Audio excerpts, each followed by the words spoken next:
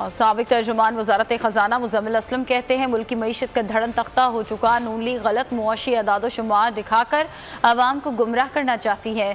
Stock گرنے اور dollar بڑھنے سے 2,500 ارب روپے کا نقصان ہو رہا ہے۔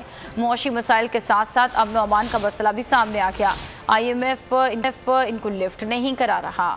تحریک انصاف کے دور میں صنعتوں کی ترقی 26% ہوئی، عدم اعتماد سے قبل $22 ملکی خزانے میں چھوڑ کر گئے۔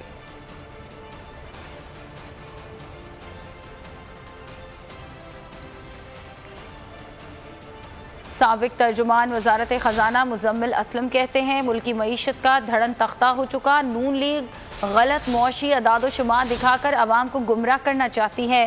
سٹاک گرنے اور ڈالر بڑھنے سے 2,500 ارب روپے کا نقصان ہو رہا ہے۔ معاشی مسائل کے ساتھ ساتھ امن و امان کا مسئلہ بھی سامنے آ گیا ہے۔ IMF ان کو لفٹ نہیں کرا رہا۔ سبسکرائب کریں اور بیل دبائیں تاکہ کوئی خبر رہ نہ جائے۔